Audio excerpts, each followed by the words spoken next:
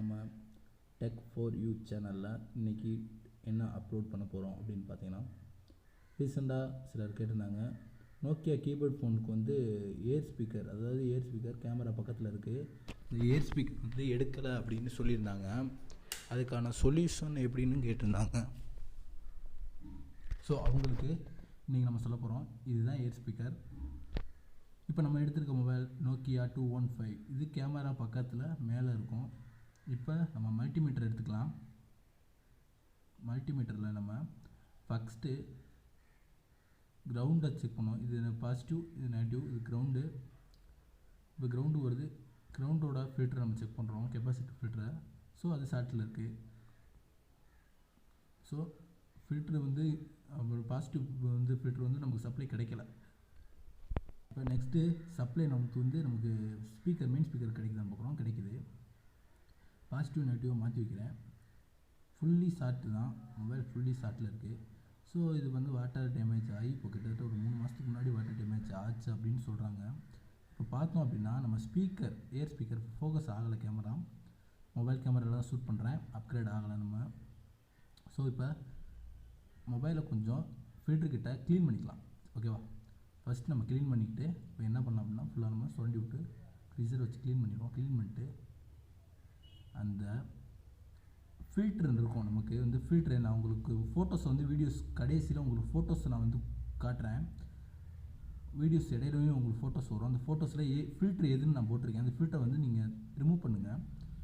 ஏர் speaker ஃபில்டரை remove பண்ணுங்கள். Capacity resistor வந்து direct அடிக்கணும்.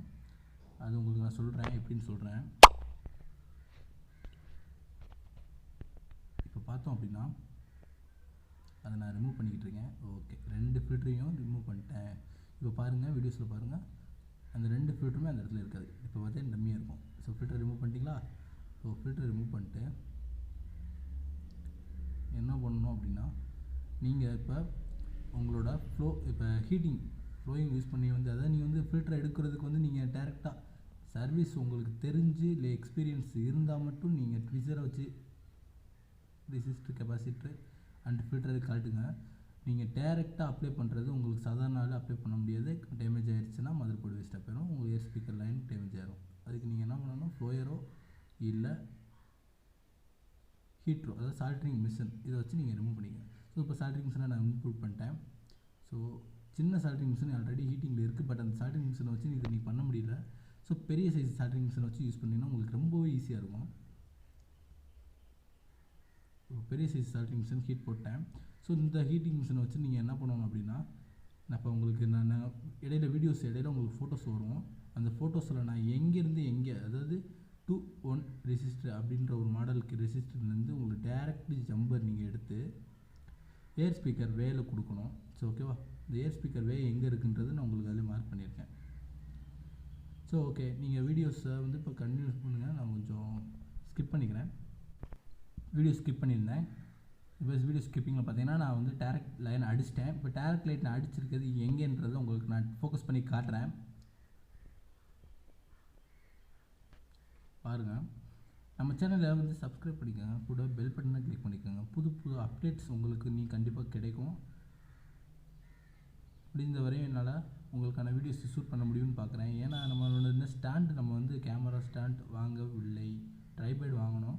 ஸோ ட்ரைபேட் கொஞ்சம் பட்ஜெட் இதாக இருக்கிறதுனால ட்ரைபேட் வாங்கலாம். நான் நெக்ஸ்ட் வீடியோவில் ட்ரைபேட் முடிஞ்சால் வாங்கிடுறேன். உங்களுக்கு வீடியோ வந்து ட்ரைபேட்லேருந்து ஷூட் பண்ணால் உங்களுக்கு வந்து கொஞ்சம் தெளிவாக இருக்கும் அப்படின்னு நினைக்கிறேன்.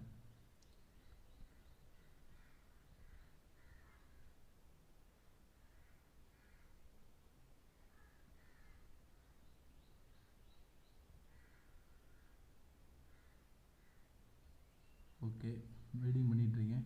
அப்படியே நம்மளோட சேனல் டிஸ்கிரிப்ஷனில் யூபிஐ ஐடி கொடுத்துருக்கேன். உங்களுக்கு ஏதாவது டொனேட் எதுவும் பண்ணணும் அப்படின்னு நினச்சிங்க அப்படின்னா, நம்ம சேனலுக்கு எதுவும் பண்ணணும்னு விரும்புனீங்கன்னா நீங்கள் பண்ணலாம். உங்களுக்கு ஐடியும் கொடுத்துருங்க, யூபிஐ ஐடி.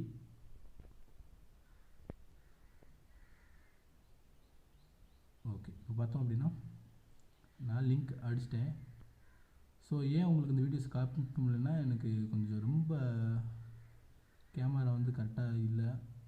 ஸோ அதனால் அந்த வீடியோஸில் வந்து உங்களுக்கு எப்படி நான் வீடியோ எடுக்கிறேன்றதை உங்களுக்கு காட்ட முடியல, சாரி. ஸோ ஓகே, இப்போ நான் லைன் அடிச்சிட்டேன். லைன் ஃபோக்கஸ் ஆகுதுன்னு பார்ப்போம். இந்த ஜம்பர் பொறுத்திருக்கேன் 2 ஜம்பர்.